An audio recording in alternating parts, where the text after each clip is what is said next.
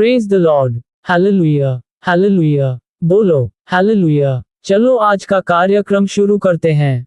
आइए सब मिलकर प्रार्थना करें। स्वर्गीय पिता, आपके पुत्र यीशु मसीह के नाम से हम आज आपके सामने आते हैं और सभी लोगों के लिए प्रार्थना करते हैं।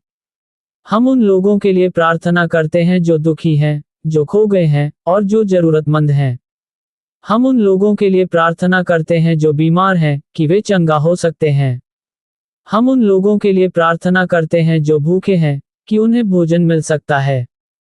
हम उन लोगों के लिए प्रार्थना करते हैं जो बेघर हैं कि उन्हें आश्रय मिल सकता है। हम उन लोगों के लिए प्रार्थना करते हैं जो शोक कर रहे हैं कि उन्हें सांत्वना मिल सकती है।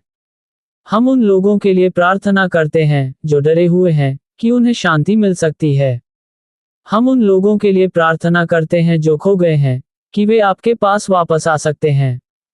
हम उन लोगों के लिए प्रार्थना करते हैं जो सत्ता के पदों पर हैं कि वे न्यायपूर्वक और करुणा के साथ शासन कर सकें। हम उन लोगों के लिए प्रार्थना करते हैं जो दूसरों की सेवा करते हैं कि उन्हें मजबूत और प्रोत्साहित किया जा सकता है। हम सभी लोगों की एकता के लिए प्रार्थना करते हैं कि हम शांति और सद्भाव में एक साथ रह सकें। हम प्रार्थना करते हैं कि आपका प्यार हमारे माध्यम से चमके ताकि दुनिया आपकी महिमा देख सके। यीशु के नाम में हम प्रार्थना करते हैं, आमीन। आज हम पश्चाताप कैसे करते हैं अंग्रेजी और हिंदी में बताएंगे। How do we express feelings of regret in English and Hindi? Let's find out. Today topic is how not to repent. पश्चाताप कैसे न करें, the importance of the subject. इस विषय का महत्व। The Bible, beginning to end. Bible, आरंभ से अंत तक। A call for repentance. पश्चाताप के लिए आह्वान। Genesis chapter 3 verse 9. उत्पत्ति 3:9। And the Lord God called unto Adam, and said unto him, Where art thou? और यहोवा परमेश्वर ने आदम को पुकारा और उससे पूछा, तू कहाँ है? From ruin to redemption. विनाश से मोचन तक। Revelation chapter 22 verse 17. प्रकाशित वाक्य 22:17। And let him that hurried say, Come. And let him that is athirst come. And whosoever will, let him take the water of life freely. और आत्मा और दुल्हन कहती हैं, आओ। और जो सुनता है वह कहे, आओ। और जो प्यासा है वह आए। और जो कोई चाहे वह जीवन का जल मुफ्त में ले। First pages of the Bible, calling Adam. Bible के पहले पन्ने, आदम को बुलाना। Last page, calling whoever thirsts. अंतिम पृष्ठ, जो भी प्यासा है उसे बुलाना। 1. OT prophets. 1. पुराने नियम के भविष्यवक्ता। 2. Last of OT prophets. 2. पुराने नियम के अंतिम भविष्यवक्ता। Moses to Malachi. मूसा से मलाकी। John. यूहन्ना। Matthew chapter 3 verse 2. मत्ती 3:2। And saying, Repent ye, for the kingdom of heaven is at hand. और कहते हैं, पश्चाताप करो, क्योंकि स्वर्ग का राज्य निकट है। 3. Jesus Christ. 3. यीशु मसीह। Mark 1 verse 15. मरकुस 1:15। And saying, The time is fulfilled, and the kingdom of God is at hand, repent ye, and believe the gospel. और कहते हैं, समय पूरा हो गया है और परमेश्वर का राज्य निकट है, पश्चाताप करो और सुसमाचार पर विश्वास करो। 4. The 12 disciples. 4. 12 शिष्य। Mark 6 verse 16. मरकुस 6:16। But when Herod heard thereof, he said, It is John, whom I beheaded, he is risen from the dead. लेकिन जब हेरोदेस ने ये सुना, तो उसने कहा, ये यूहन्ना है, जिसका सिर मैंने काटा था, वह मरे हुओं में से जी उठा है। 5. Peter at Pentecost. 5. पिन्तेकुस्त पर पतरस। Jews. यहूदियों। Acts 2 verse 38. प्रेरितों 2:38।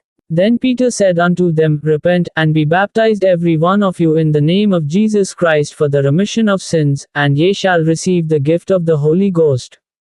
तब पतरस ने उनसे कहा, पश्चाताप करो और पापों की क्षमा के लिए तुम में से हर एक यीशु मसीह के नाम पर बपतिस्मा ले, और तुम पवित्र आत्मा का उपहार पाओगे। 6. Paul at Athens.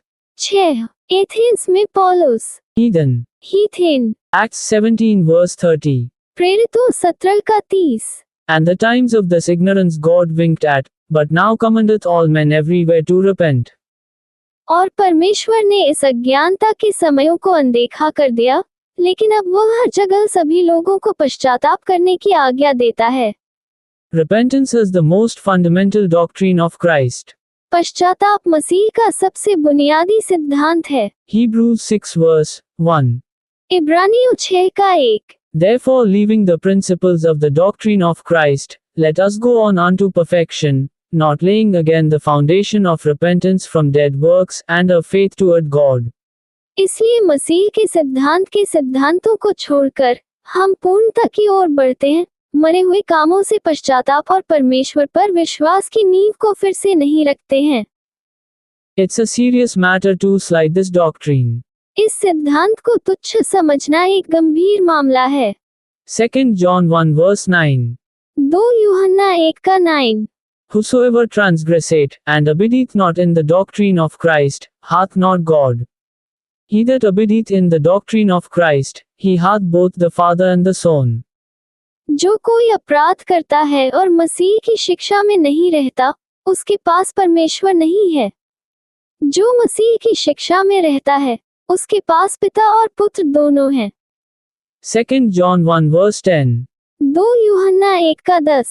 If there come any unto you, and bring not this doctrine, receive him not into your house, neither bid him Godspeed.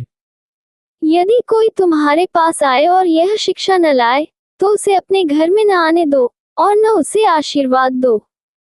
Restoration of the doctrine of repentance पश्चाताप की शिक्षा की पुनर्स्थापना will bring back the long-awaited revival. लंबे समय से प्रतीक्षित पुनरुत्थान को वापस लाएगी। 2 Chronicles 7 verse 14. 2 इतिहास 7:14। If my people, which are called by my name, shall humble themselves, and pray, and seek my face, and turn from their wicked ways, then will I hear from heaven, and will forgive their sin, and will heal their land. यदि मेरी प्रजा के लोग जो मेरे नाम से कहलाते हैं, दीन होकर प्रार्थना करें और मेरे दर्शन के खोजी होकर अपनी बुरी चाल से फिरें, तो मैं स्वर्ग से सुनकर उनका पाप क्षमा करूंगा और उनके देश को ज्यों का त्यों कर दूंगा। Repentance. पश्चाताप। The more we study this subject, greater is the understanding of God's love. जितना अधिक हम इस विषय का अध्ययन करेंगे, परमेश्वर के प्रेम की समझ उतनी ही अधिक होगी। Romans 2 verse 4. Romeo 2:4। Or despisest thou the riches of his goodness and forbearance and longsuffering, not knowing that the goodness of God leadeth thee to repentance? क्या तू उसकी भलाई और सहनशीलता के धन को तुच्छ जानता है, और क्या तुम सहनशील हो और यह नहीं जानते कि परमेश्वर की भलाई तुम्हें पश्चाताप की ओर ले जाती है। Amen. Hallelujah. Hallelujah. Hallelujah. प्रभु यीशु के नाम पर प्रेरणादायक लोग के लिए कुछ सुझाव। मैं आपको कुछ ऐसे विचार दे रहा हूं जिनकी मदद से आप प्रभु यीशु के नाम पर एक प्रेरणादायक लोग बन सकते हैं। क्रूस ईसाई धर्म का सबसे महत्वपूर्ण प्रतीक है। इसे सरल या जटिल रूप में आदर किया जाता है। यीशु के चेहरे को शांति, प्रेम या आशीर्वाद के भाव में दर्शाया जाता है। यीशु के नाम को कलात्मक अक्षरों या विभिन्न भाषाओं में लिखा जाता है। कबूतर या आग की लपटें पवित्र आत्मा का प्रतीक होती हैं। जीवन का वृक्ष यह अनंत जीवन और पुनरुत्थान का प्रतीक है। दिल प्रेम और करुणा का प्रतीक है। रंग नीला, शांति, लाल, प्यार, सुनहरा, पवित्रता जैसे रंगों का उपयोग किया जाता है। शैली आप एक आधुनिक, पारंपरिक या कलात्मक शैली चुन सकते हैं। प्रेरणादायक वाक्यांश। 1. यीशु मेरा प्रकाश है। 2. प्यार करो। 3. आशा। 4. विश्वास। 5. नया जीवन। यीशु के जीवन से प्रेरित दृश्य जैसे कि पानी पर चलना, अंधे को चंगा करना या 5000 लोगों को खिलाना। प्रकृति जैसे कि सूर्य, चंद्रमा, तारे या पेड़। अमूर्त अवधारणाएं जैसे कि प्रकाश, शांति या आनंद। एक अच्छा लोग बनने के लिए आप इन सभी विचारों को मिलाकर एक नया जीवन बना सकते हैं। यदि आप चाहें तो मैं आपको कुछ उदाहरण भी दे सकता हूं। आप किस तरह का लोग बनना चाहते हैं, इसकी जानकारी देने पर मैं आपको और बेहतर सुझाव दे सकता हूं। उदाहरण के लिए, आप मुझे बता सकते हैं कि आप किस उद्देश्य के लिए अच्छा लोग बनना चाहते हैं। आप किस तरह की शैली पसंद करते हैं? आप किस रंग को पसंद करते हैं? कृपया अधिक जानकारी प्रदान करें ताकि मैं आपको एक बेहतर जीवन बनाने में मदद कर सकूं। मुझे उम्मीद है कि यह जानकारी आपके लिए उपयोगी होगी।